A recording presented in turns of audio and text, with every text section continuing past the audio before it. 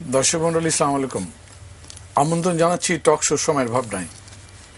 আজ আমাদের এখানে অতিথি হিসেবে উপস্থিত আছেন যারা পিয়াস করিম ব্র্যাক বিশ্ববিদ্যালয়ের শিক্ষক, এবং উপস্থিত আছেন মোহাম্মদ এ আরাফাত ইন্ডিপেন্ডেন্ট ইউনিভার্সিটির শিক্ষক এবং সুচিন্তা ফাউন্ডেশনের নির্বাহী পরিচালক। যারা পিয়াস করিম এবং মোহাম্মদ এ আরাফাত, আপনাদের দুজনকে স্বাগত জানাচ্ছি। আজকে একদম সাম্প্রতিক বিষয় উপরে কথা বলবার জন্য আপনাদেরকে আমি আমন্ত্রণ জানিয়েছি, এবং বিষয়টা আপনাদের সঙ্গে আমি আগে যেরকম কথা বলেছি, টিপাই মুখে ভারত একটা বাঁধ নির্মাণ করবে, সেই জন্য কনস্ট্রাকশন কোম্পানির সঙ্গে চুক্তি করে ফেলেছে, যেটা আমাদের জ্ঞানের মধ্যে ছিল না। এবং এটা জানবার পরে এটা নিয়ে সারা বাংলাদেশেই বেশ হইচই হচ্ছে, কথাবার্তা হচ্ছে, এটা নিয়েই আলোচনা। যে কোনো কিছু শুরু করতে পারেন, বেবি পিএস করে আপনি শুরু করেন। না, এটা ভীষণ একটা গুরুত্বপূর্ণ ঘটনা, কোনো সন্দেহ নেই। টিপাইমুখ বাঁধের ঘটনাটি নিয়ে বিতর্ক হচ্ছে, এটা আমাদের জাতীয় আলোচনার একটা ভীষণ গুরুত্বপূর্ণ অংশ। আমি একজন নাগরিক হিসেবে, একজন সমাজবিজ্ঞানী হিসেবে, আমি গড়পড়তা পলিটিক্যাল রেটরিকের বাইরে থেকে ব্যাপারে দেখতে চাই। আমি পানি সম্পদ বিশেষজ্ঞ নই, আমি পরিবেশ বিজ্ঞানী নই। আমার অনুজ প্রতিম বন্ধু আরাফাত যতটা টেকনিক্যাল অ্যাসপেক্টগুলোতে সময় দিয়েছে আমি দেইনি, এবং I am very secure about it, যে আমি এটা স্বীকার করতে কোনো অসুবিধা নেই। আমার নাগরিক হিসেবে ওগুলো কনসার্ন আছে। আমি যে রিপোর্টগুলো দেখেছি, আমি যে লেখাগুলো দেখেছি, তাতে আমার কাছে আমি কনভিন্সড যে এটা বাংলাদেশের প্রাণ বৈচিত্র্যের ক্ষেত্রে, পরিবেশের ক্ষেত্রে, অর্থনৈতিক জীবনের ক্ষেত্রে বিপর্যয় ডেকে আনবে। আমার কাছাকাছি কাজের ক্ষেত্রে যারা মানুষ, যেমন ডক্টর আইনুন নিশাত, আমার বিশ্ববিদ্যালয়ের উপাচার্য, তিনি একজন বিশেষজ্ঞ, এবং তিনি সম্ভবত এই ব্যাপারে একমত পোষণ করবেন আমার সঙ্গে। আমি ওই এক্সপার্টদের অপিনিয়নগুলোতে কনভিন্সড। আরাফাত হয়তো একটু ভিন্ন জায়গা থেকে দেখবে, এবং আমি আরাফাতের কথা শুনতে আগ্রহী।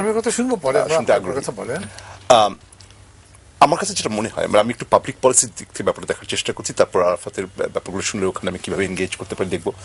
আমার কাছে মনে হয় যে এই মুহূর্তে আমাদের 6টা জিনিস খুব দরকার এই টিপাইমুখের বাঁধের ব্যাপারে একটা ন্যাশনাল রেসপন্স তৈরি করার ব্যাপারে।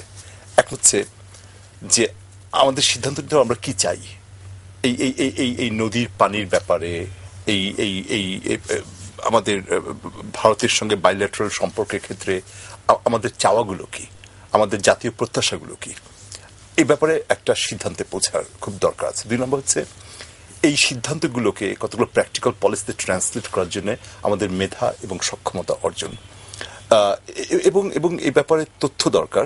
শুধু পলিটিক্যাল রেটরিক দিয়ে সমস্যার সমাধান হবে না।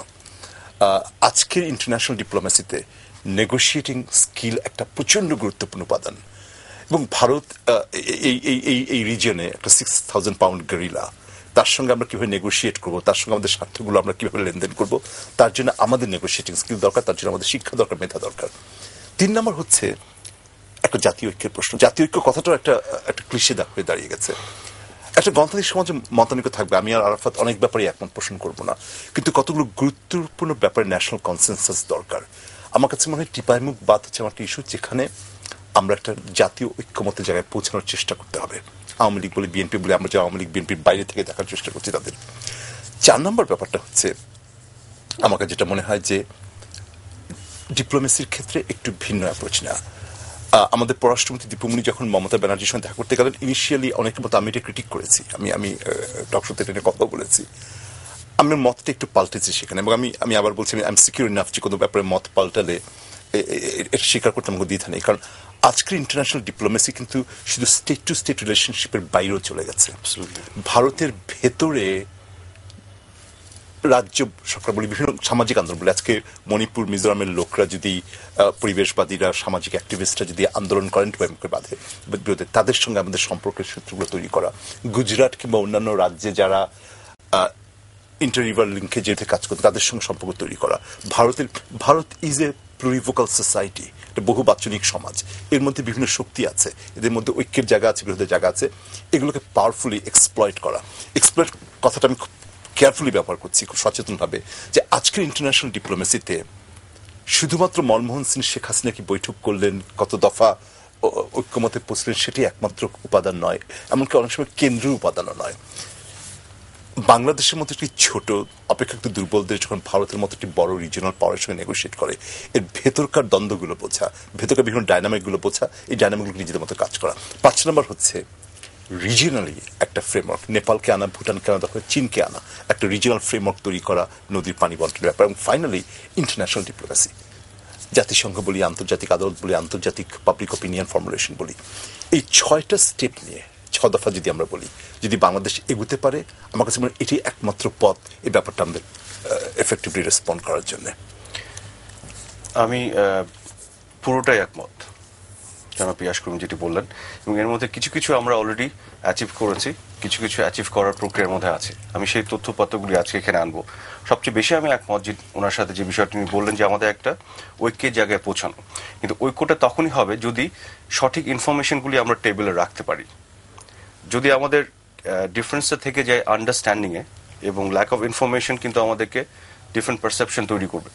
আর আরেকটি বিষয় যেটি হচ্ছে, এই কিছু বিষয় আছে যেগুলো কিন্তু একেবারে আমাদের জাতীয় স্বার্থের সাথে সংশ্লিষ্ট, এগুলো নিয়ে আমাদের ইন্টারনাল পলিটিক্স হয় আবার বিভিন্ন গোষ্ঠী, গ্রুপ এবং পলিটিক্যাল পার্টিগুলি। সেখানে আমাদের কিছু সংকীর্ণ পলিটিক্সের ঊর্ধ্বে উঠে জাতীয় ইন্টারেস্টটাকে সামনে রেখে একটা কনসেনসাস বেসড অন ফ্যাক্টস, তারপরে আমাদের ইন্টারপ্রিটেশন ডিফারেন্স থাক, that's a different issue, but ফ্যাক্টসগুলোতে আমাদের একটা কমন গ্রাউন্ডে আসার প্রয়োজন আছে। সেখান থেকে আমি একটা প্রচেষ্টা নিয়েছি এই বিষয়গুলো নিয়ে গত বেশ কিছুদিন, তারও আগে, এর আগের যখন আপনার টিপাইমুখ ইস্যুটা আবার উঠেছিল, আমি যদিও আমার ব্যাকগ্রাউন্ড পানি বা এগুলো নয়, কিন্তু আমি যথেষ্ট স্টাডি করে জিনিসগুলো বোঝার চেষ্টা করেছি। তার সেই আমার ফাইন্ডিংস থেকে আমি কিছু তথ্যপত্র এখানে তুলে ধরার চেষ্টা করব। এই মূল প্রচেষ্টা জায়গাটি যে একটি কমন গ্রাউন্ডে আসা। দেখুন, প্রথম বিষয়টি হচ্ছে যে টিপাইমুখের কোন জায়গাটি পুরো প্রকল্পের আমাদের জন্য ক্ষতিকারক, সেখানে নিয়ে এখনো কিন্তু বিভ্রান্তি প্রচুর আছে। টিপাইমুখ একটি ড্যাম, এটা ব্যারাজ নয়, এবং Tipaimukh ড্যামটি 100% more than 100, yes, it can be documented, it is a dam। আমি পুরো জিনিসটা বললে আপনি বুঝতে পারবেন। এটি 1954-এ প্রথম এই বিষয়টি ইনিশিয়েট করা হয়, এবং মূল কারণটি ছিল, তার উদ্দেশ্যটি ছিল আসামের কাছাড় এলাকা, তারপরে মণিপুর, মিজোরাম, ওখানে যে বন্যা হতো, বন্যার প্রকোপ কমানোর জন্য। কিভাবে? আপনার যখন বৃষ্টি হয়, রেইনি সিজনে বন্যাটা হয়, তখন পানিটা এই ড্যাম ধরে রাখবে, এবং শুষ্ক মৌসুমে পানিটা ছেড়ে পানির প্রবাহ বাড়াবে। এটি মূল উদ্দেশ্য ছিল। পরবর্তীতে 72-তে আমরা স্বাধীন হওয়ার পরে জয়েন্ট রিভার কমিশনের মিটিং আমরা বলেছিলাম যে যেহেতু আসাম এবং কাছের এলাকার সাথে অ্যাডজেসেন্ট সিলেট, এবং ভৌগোলিকভাবে সিলেটেও তো বন্যার প্রকোপ হয়, আমরা রাতে বলেছিলাম প্রকল্পটি যদি বন্যার প্রকোপ কমানোর জন্য হয়, তো আমরা সিলেটকে এখানে অ্যাকোমোডেট করতে পারি কিনা। মূল উদ্দেশ্যটি কিন্তু ছিল বন্যার প্রকোপ কমানো এবং শুষ্ক মৌসুমে পানি প্রবাহ বাড়ানো। ইভেন 78-এ আমি মিটিং মিনিটস থেকে কোট করেছিলাম আরেকটি অনুষ্ঠানে, 78-এ যখন জিয়াউর রহমান সাহেব ক্ষমতায় আছেন, তখন জয়েন্ট রিভার কমিশনের একটি মিটিংয়ে বলা হয়েছিল এই প্রজেক্টটি এক্সপিডাইট করার জন্য, ত্বরান্বিত করার জন্য, এবং উইথ অল গুড ইন্টেনশন, ভালো উদ্দেশ্য নিয়ে, কারণ আমাদের বন্যার প্রকোপ কমানো, সিলেট অঞ্চলে, এবং পানি প্রবাহ বাড়ানো। পরবর্তীতে যেটি হয়েছে, যে জিনিসটি আমাদের জন্য সমস্যা হয়ে দাঁড়িয়েছিল, সেটি হচ্ছে বাংলাদেশের যে বর্ডার থেকে টিপাইমুখের ডিস্টেন্স হচ্ছে 210 কিলোমিটার, তার মাঝখানে ফুলের তল নামে আরেকটি জায়গা আছে। ভারত একটি ব্যারাজ নির্মাণ করার জন্য সিদ্ধান্ত নেয় এবং এই প্রকল্পের অন্তর্ভুক্ত করে। আমরা যেটা ভাবছিলাম যে রেইনি সিজনে পানিটা ধরে রাখলে বন্যার প্রকোপ কমবে, এবং শুষ্ক মৌসুমে পানিটা ছেড়ে দিলে আমরা পানি প্রবাহ পাবো, কিন্তু দেখা গেল শুষ্ক মৌসুমে পানিটা ছেড়ে দিলে সেই ব্যারাজটি পানিটি আটকে ডাইভার্ট করে ভারতে অন্য কোথাও নিয়ে যাবে, আমরা আর পাবো না। ওইটা আমাদের জন্য গলার কাটা হয়ে দেখা দিয়েছিল, এবং সেটি নিয়ে বিভিন্ন পর্যায়ে আপত্তি তোলা হয়েছিল। কিন্তু আনফর্চুনেটলি আপনাকে আমি বলে রাখি, ইট ক্যান বি ডকুমেন্টেড, যে বিভিন্ন সময় আনটিল 2008 এই বিষয়টি নিয়ে প্রোঅ্যাক্টিভ কোনো ডিপ্লোম্যাটিক এনগেজমেন্ট, যেগুলোর কিছু কিছু কথা ডক্টর পিয়াস করিম বললেন, কোনোটি বাংলাদেশের পক্ষ থেকে করা হয়নি। কিছু রুটিন চিঠি চালাচালির বাইরে, জাস্ট একটি রুটিন চিঠি দেয়া হলো, এর বাইরে প্রোঅ্যাক্টিভ এনগেজমেন্ট বলতে বিভিন্ন লেভেলে যে ছোট ছোট টেকনিক্যাল কমিটি করা, জয়েন্ট রিভার কমিশনকে অ্যাক্টিভেট করা, টপ থেকে শুরু করে বিভিন্ন পর্যায়ে যে আলোচনাগুলি আনা, এই জিনিসটাকে উঠিয়ে নিয়ে আসা, এই কাজগুলি হয়নি। এবং যার অনেক কাজ হচ্ছে 2008-এ পর থেকে অনওয়ার্ড, এবং যেগুলো সব ডকুমেন্টেড, যেটা আপনাকে আমি বলছি, এবং যার ফলশ্রুতিতে যেটি হয়েছে, ভারত কিন্তু আমাদের ডিপ্লোম্যাটিক ইনিশিয়েটিভের অংশ হিসেবে এবং আমাদের সাথে এগ্রি করেছে, এবং তারা বলেছে ক্যাটেগরিক্যালি যে আমাদের একটা টিম গিয়েছিল ভারতে, আমরা বলেছি টিপাইমুখের ওই স্পট তারা পরিদর্শন করেনি, তারা কি করেছে? টিপাইমুখের স্পটে তো কিছু নাই, ওখানে পরিদর্শন করার কিছু ছিল না। সেই টিমের কাজ যেটি ছিল সেটি তারা করে এসছে, সেটি হচ্ছে পলিসি মেকার যারা দিল্লিতে বসে আছে তাদের সাথে নেগোশিয়েট করা, এবং সেই কাজই তারা করেছে। রাজ্জাক সাহেবের নেতৃত্বে যে টিমটি গিয়েছিল টিপাইমুখের বিষয়টি, রিপোর্টটি আমি বলি, এই রিপোর্টটি নিয়ে আমি বলি ডক্টর পিয়াস করিম আপনাকে। প্রথম কথা হচ্ছে, এই ইনিশিয়েটিভের অংশ হিসেবে যে রেজাল্ট আমরা পেয়েছি সেটা হচ্ছে 2009-এর 21 মে ভারত ফুলের তলে সে ব্যারাজের বিষয়টি এই প্রকল্প থেকে টেক অফ করেছে এবং আমাদেরকে একটি অফিসিয়াল লেটার উইথ কমিটমেন্ট আমাদের পররাষ্ট্র মন্ত্রণালয়কে তারা দিয়েছে এবং এটি পররাষ্ট্র মন্ত্রণালয় এবং জয়েন্ট রিভার কমিশন মিডিয়াতেও নিয়ে এসছে, কিন্তু আমাদের অনেকের আমরা এটা জানতে পারি। দেখেছেন কোথাও না। আচ্ছা, আমি একটু শেষ করি, ইফ ইউ অ্যালাউ মি। আপনি যে রিপোর্ট, আপনি যে জায়গাতে এসেছেন, আমি আরেকটা আসছি, যে রিপোর্টটির কথা আপনি বললেন তার আগে যে রিপোর্টটি, সেটি আপনাকে আমি তথ্য দিই। রাজ্জাক সাহেবের নেতৃত্বে যে টিমটি যে আলোচনা হয়েছিল তার রিপোর্ট 2009 সালের 7 অক্টোবর সংসদে মাননীয় স্পিকার বলে সংসদে এটা পেশ করা হয়েছে। And this is transparent and open document. আমরা যদি জানতে চাই আমরা জানতে পারবো। আমি যেটা বলতে যাচ্ছি, কিছু একটা বিষয় এক্সিস্ট করে, আমি জানি না, দ্যাট ডাজন্ট মিন ওইটা এক্সিস্ট করে না, but it exist and I can prove that.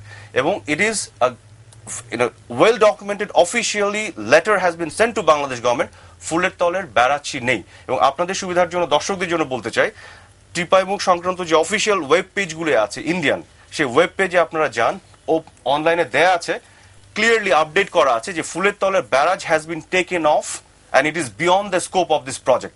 যেটা আমাদের জন্য সবচেয়ে ক্ষতির বিষয়টি ছিল, যেটি 2008 পর্যন্ত কোনো গভর্নমেন্ট কোনো ইনিশিয়েটিভের মাধ্যমে এটাকে করা হয়নি। আমার কথাটা হচ্ছে, এই যে একটা বড় অর্জন, এটা আমরা কেউ জানি না আনফরচুনেটলি, এবং এটা আমাকে জানতে হয়েছে। এখানে আপনি বলতে পারেন জানি না কেন, আমি যদি একটু বলতে পারি, মেনি রিজনস, অনেকেই জানি না, এই জন্য তো আমাদের পারসেপশনের সমস্যা। আমি যেটা বলতে চাই, মানে আরাফাতের সঙ্গে আমার যতই রাজনৈতিক মতাদর্শের ক্ষেত্রে পার্থক্য থাকুক, ওর মেধা এবং বুদ্ধির উপর আমার আস্থা আছে। ও যদি বলে থাকে যে ফুলের তলা ব্যারাজটি উইথড্র করা হচ্ছে, আই বিলিভ ইউ 100%। আমি এখানে ব্যাপারটা অন্যভাবে দেখছি। হয়তো কতগুলো ব্যক্তিগত বিশেষ ব্যাপার আছে তো, সরি, এখানে তাকে ছোট করা বড় কিছু করছি না।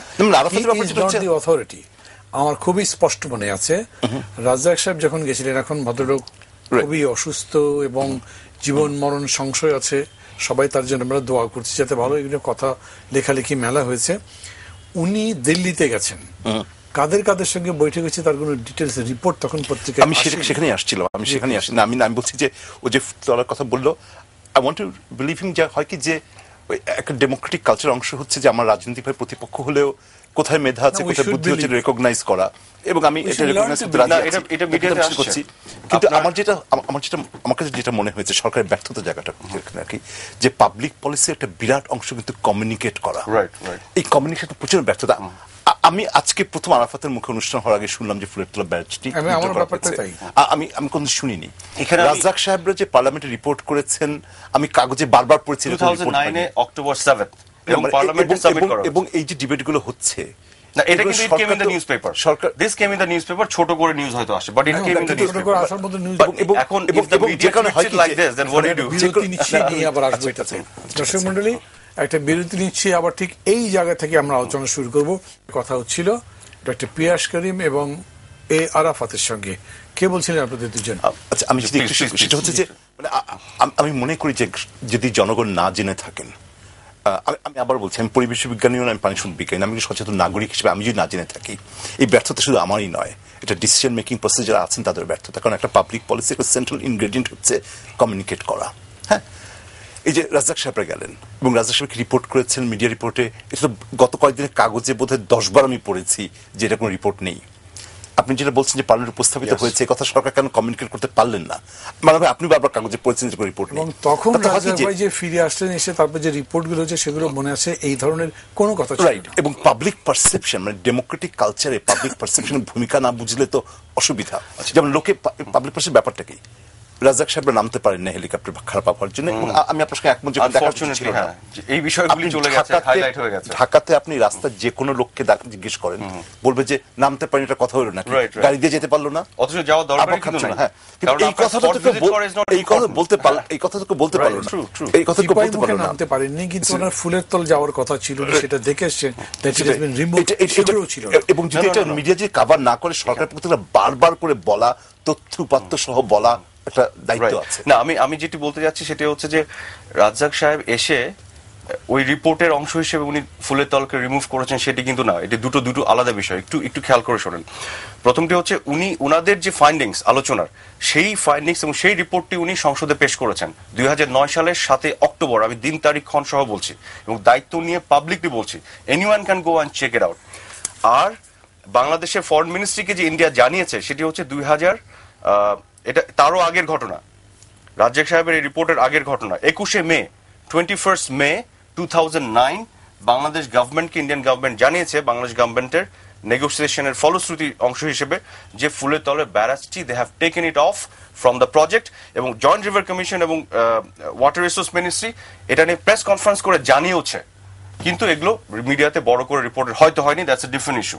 আচ্ছা, এখানে আরেকটি বিষয় হচ্ছে যে আপনি বলতে পারেন গভর্নমেন্টের কমিউনিকেশনের ল্যাকিংস আছে, ইয়েস, না হলে আজকে মানুষের মধ্যে ওই মানে আনইম্পর্টেন্ট বিষয় নিয়ে বিশাল একটা ধারণা তৈরি হচ্ছে, কিন্তু সত্য বিষয়গুলি বড় বড় অ্যাচিভমেন্টগুলি হারিয়ে যাচ্ছে, সেটা থাকতে পারে। সেখানে এসে আমি আবার বলবো তাদের পারফরমেন্স নিয়ে যদি আমি কথা বলি, সেখানে কিন্তু পারফরমেন্স ইজ কমেন্ডেবল, বিকজ আমাদের যেটা অ্যাচিভ করা দরকার ছিল করেছে। এখানে আরো কিছু বিষয় আমি আনতে চাই, সেটি হচ্ছে যে আপনি ডক্টর আইনুন নিশাত সাহেবের কথা বলেছেন, ওনার সাথে আপনার আলাপ হচ্ছে, এখানে আমি একটি বিষয় টানতে আমি ওপিনিয়নটা জানি। আচ্ছা, তো এখন এখানে আমি যে জিনিসটা বলতে চাই যে 87 এবং 88 আমাদের যে বিশাল ফ্লাড হলো, সেই ফ্লাডের পরবর্তী সময় ইন্টারন্যাশনালি আমাদেরকে কমিউনিকেট করে বলা হলো, ওরা প্রোঅ্যাক্টিভলি যেটা বলেছে যে এই ফ্লাডকে মিটিগেট করার জন্য they want to help us. তারপরে একটি অর্গানাইজেশন দাঁড় করা হলো যার এখনকার রূপ হচ্ছে ওয়ারপো, যেটিকে আমরা বলি, এবং তার আন্ডারে একটা স্টাডি নেওয়া হয়, সেটিকে বলে ফ্লাড অ্যাকশন প্ল্যান, ফ্যাপ। এবং ফ্যাপের সাথে বাংলাদেশ সাইডে অন্যদিকে যাচ্ছি না, আমি বলি মানুষ এগুলো এত বেশি কিন্তু আমি শুনবে না, মনে রাখতে পারবে, কিন্তু মান্না ভাই এটা শেষ না করলে মেইন পয়েন্ট আমি আসছি যে ওই জায়গাতে ড্যাম হচ্ছে, ওটা ব্যারাজ হচ্ছে না, অ্যাবসলিউটলি না, টিপাইমুক্ত ড্যাম, এটা তো ব্যারাজই না, যে ব্যারাজ ফুলের তলে করার কথা ছিল that has been taken of absolutely. And anyone এই যে অনুষ্ঠান দেখতে দেখতে অনলাইনে যে চেক করতে পারে, মাননীয় প্রধানমন্ত্রী দুদিন আগে রাজশাহীর জনসভায় গেলেন, বক্তৃতা করলেন, এই পর্যন্ত উনি যত জায়গায় কথা বলেছেন কোন জায়গাতেই কথা বলেছেন উনি বলেননি ফাই না, উনি বলেছেন কি বলেননি, আমি কেন যে উনি বলেননি আপনি বলছেন, এটার উপরই মানুষ বিশ্বাস করে। মান্না ভাই এই বিষয় নিয়ে তর্ক করলে এটা ডাইভার্ট হয়ে যাচ্ছে আলোচনাটা। কেন বলি, উনি বক্তৃতা দিয়েছেন হাফ এন আওয়ার, টিভিতে আমরা দেখেছি 2 মিনিট, এখন বাকি 28 মিনিটস উনি কি বলেছেন আমরা জানি না। 20 মিনিট উনি বলে থাকলে এটা কেউ কভার করতো না, কভার করতে এই হাইপোথেটিক্যাল আলোচনা আমি যেতে চাই না, তাহলে কি আমাদের সময়টা নষ্ট করছে। 4 থেকে 5টা পত্রিকা পড়ে দিন শুরু আমি কোথাও দেখিনি এই কথাটা বলেছেন। আমি এখানে কি বলেছেন না বলেছেন না, যে I rather want to focus on the points. আমি ফ্যাপের যে বিষয়টি বলছিলাম, সেই ফ্যাপের একটি চ্যাপ্টার ছিল টিপাইমুখ নিয়ে, north eastern regional water management, এই স্টাডির অংশ হিসেবে বাংলাদেশ সাইড থেকে অনেক বিশেষজ্ঞ ছিলেন, তাদের মধ্যে ডক্টর আইনুন নিশাত ছিলেন, এটা আমি দায়িত্ব নিয়ে বলছি পাবলিকলি। এবং সেইখানে যে রিপোর্টে যেটা বলা আছে, টিপাইমুখ ড্যাম যেটি, নট দ্য ফুলের তলের ব্যারাজ, ড্যামের পুরো বাংলাদেশের পক্ষে আসবে, সেই বিষয়টি ক্যাটাগরিক্যালি বলা আছে, এবং এই ফ্যাপের এই রিপোর্টটি available, public document, anyone can get it.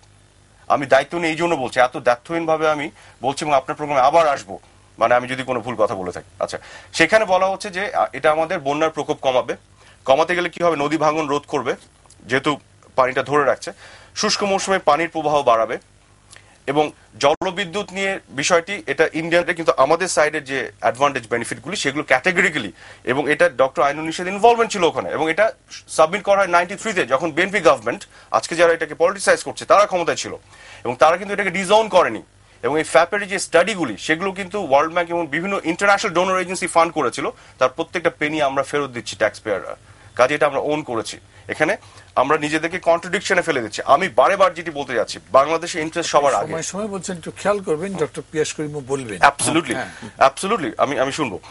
আমি যেটা বলতে যাচ্ছি সেটা হচ্ছে তথ্যপত্রগুলো, সঠিক তথ্যপত্রগুলো টেবিলে রাখেন, আমরা সেখানে ডাবল চেক করি।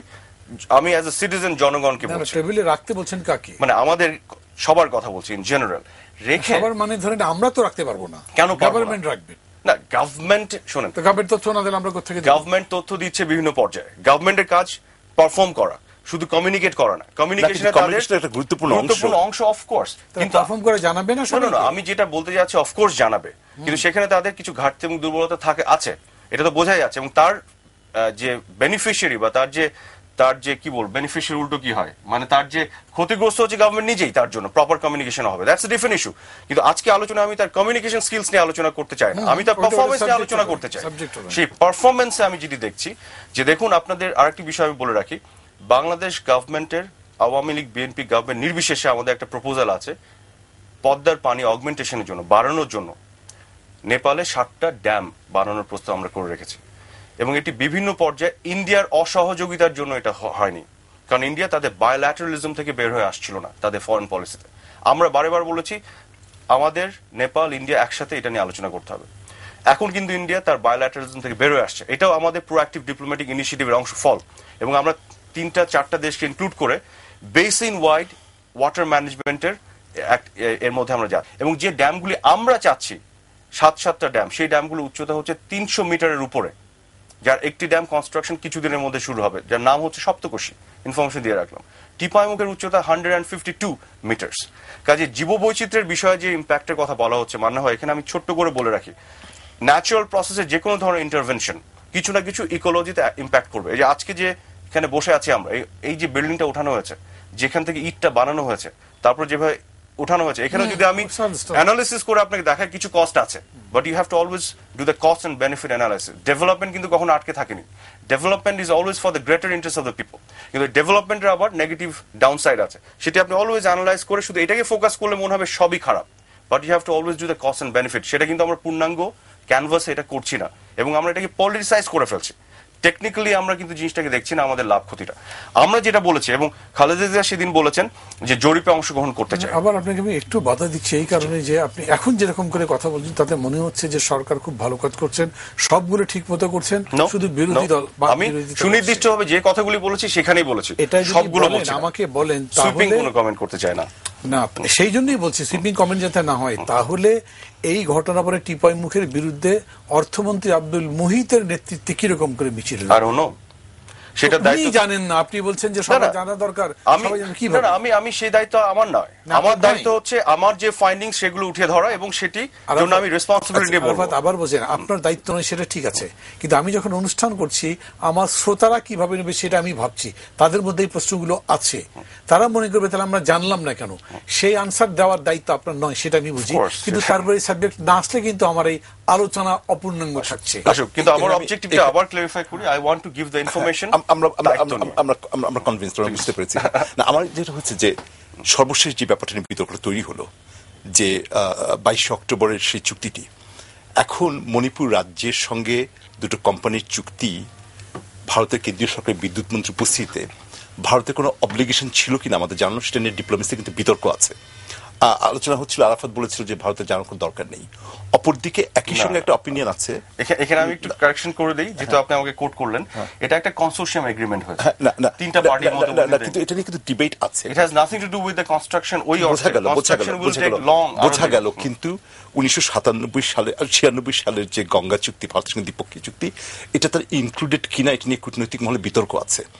অনেকেই মনে করেন না না, এটা তো আপনি বিতর্ক নাই, এটা আপনি গায়ের জোরে বললে হবে না। সরি, আমি বিতর্কের কথা বলছি না, বিতর্ক তো আছে না, বিতর্কের কথা বলছি না, ইনক্লুডেড নাই সেটা আমি বলছি, কারণ চুক্তিটা আমি পুরোটা পড়েছি না। কিন্তু এটা যে গঙ্গা চুক্তি, যেখানে বলা হচ্ছে যে একটি দেশ সে ন্যায্যতার ভিতরে পানি সম্পদ ভাগ করে নেওয়া হবে, সেটা ওই কনসোর্টিয়াম চুক্তি তার আওতায় পড়ে কিনা এটা নিয়ে বিতর্ক আছে।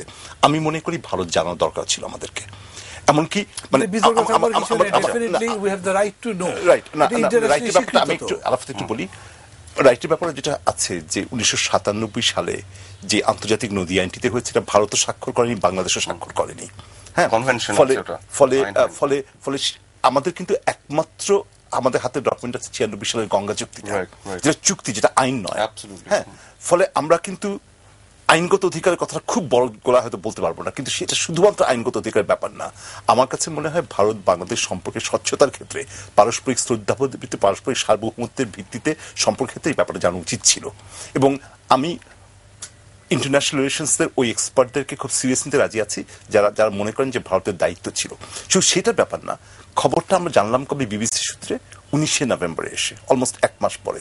তো ভারতের যে হাই কমিশন, আমাদের যে হাই কমিশন ছিল নয়াদিল্লিতে, আমাদের করের টাকায় প্রতিপালিত, তারা কি নাকে তেল দিয়ে ঘুমলেন? এই খবরটা তারা জানাননি কেন এতদিন পর্যন্ত আমাদের কাছে? তারা যদি না জেনে থাকেন তাহলে কূটনৈতিক ব্যর্থতা, আর জেনে যদি না জেনে থাকেন এটা অপরাধ, এর জবাব দিতে করতে হবে সরকারকে জানাবার পরে। এটা আরো গুরুত্বপূর্ণ অপরাধ। মানে এটা শুধুমাত্র কমিউনিকেশনের ব্যর্থতা বলে কিন্তু এড়িয়ে যাওয়া যাবে না আরাফাত।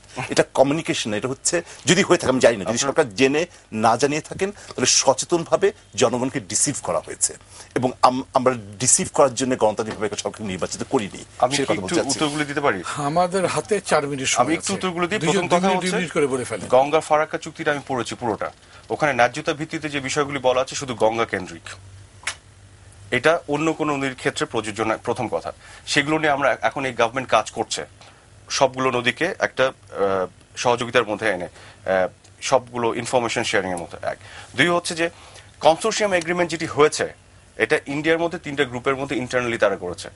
সেটা এই যে বিতর্ক আছে কিনা সেটা নিয়ে আমি বলিনি, সেটা ইনক্লুডেড কিনা উইদিন দ্য ট্রিটি সেটার বিষয়টা আমি বলছি না, ইট ইজ নট ইনক্লুডেড, সেখানে আমি নাটা বলেছি।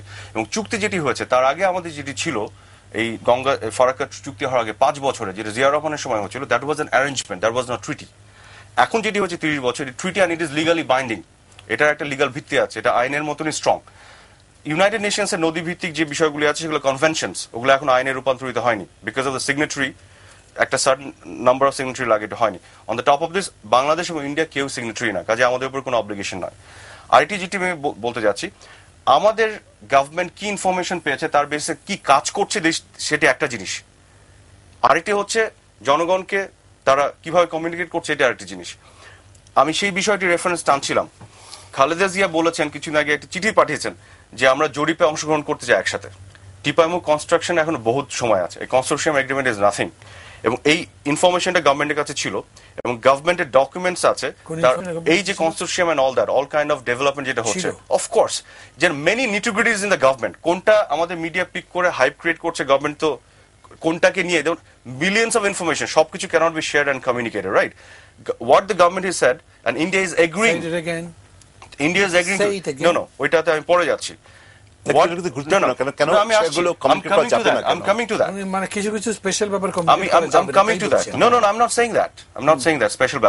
আমি যেটা বলতে যাচ্ছি শেষ করে নিই, সেটা হচ্ছে যে what the government is saying is আমরা জরিপে নয়, আমরা স্টাডিতে অংশগ্রহণ করবো ইন্ডিয়ার সাথে, and India is almost agreeing to it. Study মানে হচ্ছে জরিপ, তার একটা কম্পোনেন্ট, এর মধ্যে অ্যানালিসিস আছে, model building, many other things আছে, and we are doing it together. এইখানে আমি যেটা সেইড এগেইন যেটা আপনি বললেন সেটা বলি, সেটা হচ্ছে যে একটা গভর্নমেন্ট দেশ চালাতে যে দেয়ার মেনি নিটিগ্রিটিস ইন্টারন্যাশনাল লেভেলে।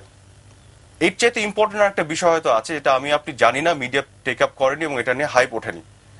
সবকিছু billions of information, you can't always communicate, you have to be pragmatic, you can't always communicate. এটাকে আপনি এরকম ইনফরমেশন মনে করেন? এখন এটা একটা হাইপ ক্রিয়েট হয়ে যাওয়ার পরে আমরা গভর্নমেন্টকে ধরছি কেন আগে জানালা না হচ্ছে, সেটা তো হলো পরে, বিকজ মিডিয়া প্রিন্টেড হচ্ছে। আরাফাত, মানে আমি আওয়ামী লীগ বিএনপি বলে বলছি না, আমাদের সরকারগুলোর মধ্যে একটা এই যে চুপি চুপি কাজ করে ফেলা প্রবণতা। আমি একটু শেষ করি। এটা যদি গভর্নমেন্ট কমিউনিকেট করতে না পারে, এরকম একটা গুরুত্বপূর্ণ ব্যাপার, আমাদের নদীর পানি বন্টনের মতন, এটা সরকারের ব্যর্থতা। আমার মনে আছে আরেকটি অনুষ্ঠানে এই একই চ্যানেলে আপনি বলেছিলেন, আমি আইন শৃঙ্খলার কথা বলতে গিয়ে আপনি বলেছিলেন যে অনেক কিছু হচ্ছে পর্দার অন্তরে, যেগুলো জানার দরকার নেই, জানার দরকার আছে। আমরা ভোট দিয়ে সরকার নির্বাচিত করেছি, তারা কি কাজ করছেন আমি কনভিন্স না। আমার কাছে মনে হয়েছে যে ওই যে হেডলাইটের সামনে হরিণ পড়ে গেলে আমেরিকার রাস্তায় যেরকম দিশেহারা অবস্থা, সরকার এরকম দিশেহারা মনে হয়েছে। খবরটা যখন এসছে, প্রাইম মিনিস্টার থেকে শুরু করে পররাষ্ট্র মন্ত্রী শুরু করে পানি সম্পদ মন্ত্রী, এভরিবডি ওয়াজ লস্ট। সেখানে আমি বলবো যে আমাদের গভর্নমেন্ট ছাড়াও এখন মোহাম্মদ আরাফাত সমস্ত তথ্য আছে বাংলাদেশে, আর কোন ডিসিশন মেকার তথ্য অনেক মানুষের কাছে আছে, সেগুলো জানতে চাইলে জানা যাবে। আমি সেটাই বলতে যাচ্ছি না, সেটা কথা হচ্ছে সরকারের দায়িত্ব হচ্ছে এগুলো আমাদেরকে বলা।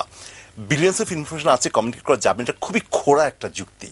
কোন সরকার, আমি বলিনি, what I'm trying to say, তাই বলেছেন, আপনার বাক্যটা তাই ছিল। What I said is it is pragmatically not possible. What I said is government is accountable and responsible and bound any information we want আমাদেরকে দিতে, কিন্তু প্রোঅ্যাক্টিভলি আগে থেকে গভর্নমেন্টের বিলিয়ন্স অফ ইনফরমেশন সবই স্প্রেড করা পসিবল না, এবং করতে গেলেও আপনার আমার কাছে পৌঁছবে না। যেমন 7th অক্টোবর যে সংসদে এটা সাবমিট করা হয়েছে, সংসদের আমরা টেলিভিশন 24 ঘন্টা চলে, কই আমরা তো পাইনি, অনেকেই তো পাইনি, কেন পেলাম না? It is not the fault of the government, it's our fault, we don't know it. কারণ এটা আমি বলি 21 মার্চ মে আমাদের যে ফরেন মিনিস্ট্রি জানিয়ে দেওয়া হচ্ছে ফুলের তলে ব্যারাজটা হবে না, এটা প্রেস কনফারেন্স করে গভর্নমেন্টের বিভিন্ন বডি জানিয়েছে। How don't we know it? Is it the fault of the government? মানে আমার কথা হচ্ছে যে আমরা ফল্ট খুঁজতে চাইলে মেনি ফল্ট পাবো, এর শেষ পাবো না, কিন্তু উই হ্যাভ টু, মানে আমাদের নিজেদেরকে কোয়েশ্চেন করতে হবে, আমরা আসলে পারফরমেন্সে সত্যিকার অর্থে দেখতে চাই কিনা, তাদের পারফরমেন্সে তাদের ভুল হচ্ছে কি হচ্ছে না।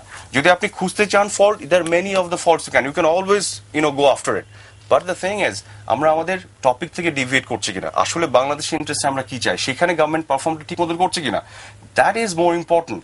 এখন তারা চেষ্টা করছে কমিউনিকেট করার, সেটা আমাদের কাছে পৌঁছাচ্ছে না, ছোট করে রিপোর্টেড হচ্ছে, এবং এই জিনিসগুলো নিয়ে আমরা অনেক আলোচনা করতে পারবো। সবাই না কিছু বলবেন আপনি? না সেটাই আমার কাছে মনে হচ্ছে যে আমি আবার বলছি আরাফাত, আমি আপনাকে বিশ্বাস করতে চাই, মানে আমি না, you go and check it. You don't have to trust me. না পিয়াস ভাই, আমি আপনাকে frankly বলি, I don't want you to trust me. Go and check it. না আমি It is all public documents. না আমি শেষ করি। আমরা তো স্পেশালাইজড ইনফরমেশনকে বাস করছি, কারো কোনো একটি মানুষের পক্ষে সম্ভব না প্রতিটি তথ্য বিচার করা, Right, ফলে স্পেশালিস্টের কথা আমাদের শুনতে হবে। আপনি যেহেতু স্পেশালিস্ট, আপনার তথ্যগুলো আমি বিশ্বাস করতে আমি প্রস্তুত আছি, আমি এতটুকু উদারতা আছে। I'm not. মানে উনি পড়াশোনা করছে, আচ্ছা আচ্ছা, আমি অতটুকু আমার দিতে academic রাজি আছি। background নয়, মানে but আমি ওকে ইন্টারেস্ট রাজি আছে, আছি। সে বিশেষভাবে এগুলো জানার চেষ্টা করেছে, সেই ভিত্তিতে কথা বলছে। Right. হ্যাঁ, এবং ওই যে ডকুমেন্টগুলো দেখেছেন, আমি ওই উদারতা দেখাতে রাজি আছি, আমার এই ব্যাপারে একেবারে কোনো সংকীর্ণতা নেই। কিন্তু আমি একেবারেই এই যুক্তিটা মানতে রাজি না যে সরকার কেন এই প্রাসঙ্গিক যুক্তিগুলো, যে কথাগুলো আমাকে এটি নিউজে এসে মোহাম্মদ আরাফাতের মুখে শুনতে হলো, সেই কথা দীপুমণি বলছেন না, পানি সম্পদ মন্ত্রী বলছেন না, প্রতিমন্ত্রী বলছেন না, প্রধানমন্ত্রী বলছেন না, পানি সম্পদ প্রতিবন্ধী বলছেন এটা অভ্যন্তরীণ ব্যাপার, অভ্যন্তরীণ ব্যাপার। এখানে আমি লাস্ট একটা কথা বলতে পারি? লাস্ট কথাটা আমার হওয়ার কথা ছিল, তারপরে আমি না, কিন্তু সেটা হচ্ছে লাস্ট কথা বলবো। এটার জন্য একটা, আমি আবারও বলছি যে রাজনৈতিক সংকীর্ণতা ঊর্ধ্বে উঠে একটা জাতীয় ঐক্যমত প্রতিষ্ঠা করার দরকার আছে, Absolutely. এবং তার জন্য তথ্য উপাত্তের দরকার আছে, মতাদর্শগত উদারতার দরকার আছে। এই কাজটা যাতে আমরা করি, ওইটুকুই আর কি। আমি লাস্ট যেটা বলতে যাচ্ছি, আপনার সাথে আমি এগ্রি করি, এখানে গভর্নমেন্টের এন্ডে কমিউনিকেশনের পয়েন্ট অফ ভিউ থেকে ব্যর্থতা আছে, but at the same time আমি বলতে চাই এই সমাজে, এই দেশে গভর্নমেন্ট ইজ নট এভরিথিং। এখানে দায়িত্ব আছে মিডিয়ার, এখানে দায়িত্ব আছে আমাদের যারা সিভিল সোসাইটির, যারা আমরা টক শোতে এসে কথা বলি, সেমিনারে বক্তব্য রাখি, আমাদেরও দায়িত্ব কিন্তু আছে ইনফরমেশন ফাইন্ড আউট করা এবং সঠিক তথ্যটা জনগণকে দেয়া, এবং সব যতগুলো স্টেক হোল্ডার আছে সবারই সমভাবে দায়িত্ব নিতে হবে সঠিক ইনফরমেশন সাধারণ মানুষের কাছে তুলে ধরার জন্য। It is not only the sole responsibility of the government. জি, থ্যাংক ইউ। পিয়াস করিম এবং যারা মোহাম্মদ ছিল তার চেয়ে 3-4 মিনিট বেশি করেছি, আমি জানি না পরিণতি কি হবে। দর্শক মন্ডলী, এতক্ষণ ধরে আপনারা এই দুজন বিশেষজ্ঞ নন, কিন্তু গবেষণা করেন, বিশেষভাবে এগুলোতে তাদের আগ্রহ আছে, সেই নিয়ে তারা কথা বলেছেন। এই অনুষ্ঠানটা আমরা রাত্রে যখন দেখাচ্ছি, তখন এর মধ্যে বিরোধী দলের এমপিদের কেউ কি আছেন বা সরকার দলীয়? যদি না থাকেন, দর্শক মন্ডলী, আপনারা যারা দেখছেন, আপনাদের পরিচিত যারা আছেন এই সংসদের সদস্য, আবারও বলি, সরকার দলীয় কিংবা বিরোধী, তাদেরকে অনুরোধ করুন আগামীকাল দুপুরবেলা যেন তারা এই অনুষ্ঠানটা দেখেন। যারা মোহাম্মদ আরাফাত খুবই নিঃশঙ্ক, নির্দ্বিধায় বলছেন যে 2009 সালের 7ই অক্টোবর জনাব আব্দুর রাজ্জাক, যিনি একটি প্রতিনিধি দলের নেতৃত্ব দিয়ে দিল্লিতে গেছিলেন এবং ওই এলাকা যেখানটা নিয়ে আমরা বিতর্ক করছি সেখানে হেলিকপ্টার নিয়ে ঘুরে এসেছিলেন, যদিও বলেছিলেন হেলিকপ্টার সেই সময় নামতে পারেনি, আমার যদ্দূর মনে পড়ে। অতঃপর ফিরে এসে তিনি কি কি কথা বলেছেন সেটারও প্রশ্ন নয়, কিন্তু 2009 সালের 7ই অক্টোবর পার্লামেন্টে তিনি এই কথা বলেছিলেন স্পিকারের উদ্দেশ্যে, সম্ভবত যারা সদস্য ছিলেন তাদের উদ্দেশ্যে, যে ফুলের তল ব্যারেজের ব্যাপারে ভারতীয় সরকার হাত গুটিয়ে দিয়েছেন, তারা এটা আর নির্মাণ করবেন না। যদি এটা বলে থাকেন, আমি যদি বলছি, আরাফাত বলছেন অবশ্যই বলেছে, আমি যদি বলছি যে উনি বলেছেন যে রিপোর্ট পেশ করলাম, যেটা রিপোর্টে ছিল, রিপোর্ট পেশ করলাম, তাহলে তো আরো চেক করব, আজকে বাড়ি ফিরে এসে এটাই তো আরো বড় কথা হচ্ছে, রিপোর্ট পেশ করবার পরেও তুলে নেওয়া হচ্ছে বিরোধী দলের 21 মে, যে তুলে নেওয়া হচ্ছে 21 মে 2009, এটা আরো আগে তুলে নেওয়া হয়েছে। আগে তুলে উনি নেওয়া রিপোর্ট পেশ করেছেন, ওনার আলোচনার কি ফাইন্ডিং সেটা রিপোর্ট পেশ করেছেন। না, সেখানে এটা তুলে নেওয়া হয়েছে বলা হয়নি, তুলে নেওয়া হয়েছে তো আরো আগে, ওটা তো আছে, ওটা ইট ইজ অলরেডি ডান। না, তার মানে এখানে ব্যারেজটা নেই, অ্যাবসলিউটলি না।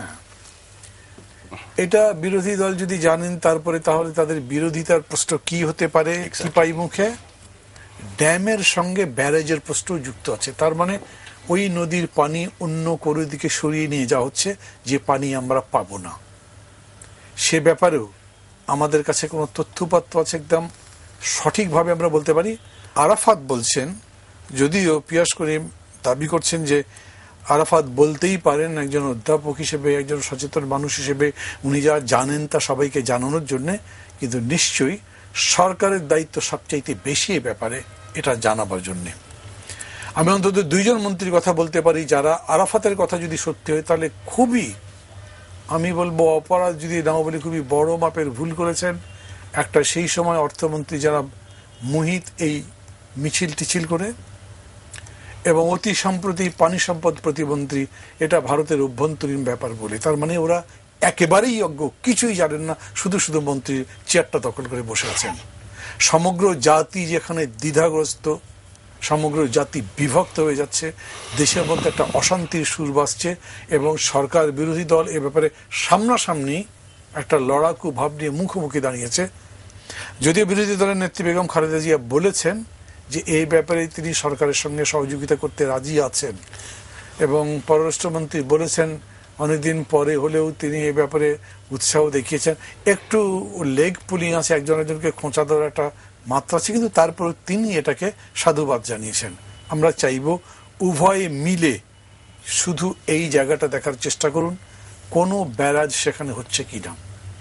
ড্যাম নির্মাণ হলে সেই ড্যামে যে পানি জমা হয় সেই পানিকে আবার গতিপথ অনুযায়ী পরিচালিত করবার সমস্ত রকম টেকনোলজি উন্মুক্ত আছে, সেটা করা যায়। সেটা করা হচ্ছে কিনা এই সম্পর্কে আমরা নিশ্চিত হতে চাই। অযথা হরতাল ধর্মঘট এগুলোর প্রয়োজন নেই। যদি এই কথা আরাফাতের সত্যি না হয়, আমি প্রথম অনুরোধ করব মাননীয় সরকারকে এই সম্পর্কে যত তাড়াতাড়ি, যত স্পষ্ট, যত দ্ব্যর্থহীন এবং ব্যাপকভাবে প্রচার করতে পারেন তত বাংলাদেশের জন্য কল্যাণ। না করলে আমাদের মধ্যে প্রশ্ন থাকবেই।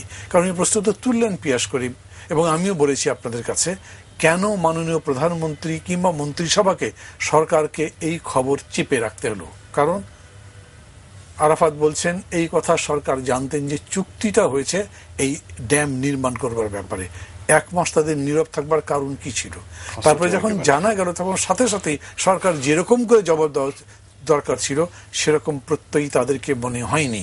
কারণ মাননীয় বিদেশমন্ত্রী নিজেই বলছেন এই সম্পর্কে জেনে শুনে জবাব দেবার জন্য তার 2-3 দিন সময় লেগেছে। তার মানে তারা জানতেন না, কথাগুলো মেলে না। এই সব মিলে আমরা কিন্তু চাই যে সঠিক জিনিসটা মানুষের কাছে আসুক এবং তার ভিত্তিতেই আমরা চলি। গণতন্ত্র মানে হরতাল নয়, গণতন্ত্র মানে অন্যায় কুযুক্তির উপরে অন্যের ঘাড় ভাঙবার চেষ্টা করা নয়। ওরকম করে কেউ পারবেনই না, সরকারি দল হোক কিংবা বিরোধী দল হোক। আমরা একটা সঠিকতার ভিত্তিতে আমাদের দেশকে নিয়ে যেতে চাই। আমরা ভারতের সঙ্গে সৎ প্রতিবেশী সুলভ সম্পর্ক চাই একেবারে সমান মর্যাদার ভিত্তিতে, এবং সেই ভিত্তিতেই যখন মাননীয় প্রধানমন্ত্রী বলেন বাংলাদেশের স্বার্থবিরোধী কোনো কাজ আমরা কারো কাছে মেনে নেব না, মাথা পেতে নেব না, তখন আমরা উৎসাহিত বোধ করি। কিন্তু সেগুলোকেও যথাযথ যুক্তি দিয়ে, তথ্য উপাত্ত দিয়ে প্রমাণ করবার দায়িত্ব এখন সরকারের কাছেই। আবারও বলি, যারা দেখছেন তারা কথাগুলো ভাবুন, খোঁজ করুন। আপনাদের পরিচিত যারা আছেন, যারা অন্তত এই সমস্ত বিষয়গুলোতে আগ্রহী, উৎসাহী, তাদেরকে বলুন, সংসদ সদস্যদের বলুন এই ব্যাপারে জনাব আব্দুর রাজ্জাক কি রিপোর্ট পেশ করেছেন, সংসদকে জানানো হয়েছে কিনা যে এটা ব্যারেজ তুলে নেওয়া হয়েছে, এবং এখনকার যে প্রশ্ন সেটা একটা ব্যারেজ নির্মাণের, একটা ড্যাম নির্মাণের, কোনো ব্যারেজ নির্মাণের নয়। নিশ্চয়ই বুঝতে পারছেন আমরা পার্থক্য করছি ড্যাম এবং ব্যারেজের। কিভাবে হয় সে বিস্তারিত আপনারা জানতে পারবেন। সময় বেশি নিয়ে ফেলছি কারণেই আমি আপনাদেরকে ধন্যবাদ জানাচ্ছি এতক্ষণ ধরে আমাদের সঙ্গে থাকলেন। সেই কারণে ভালো থাকুন, সুস্থ থাকুন, ভালো থাকার চেষ্টা করুন। খোদা হাফেজ।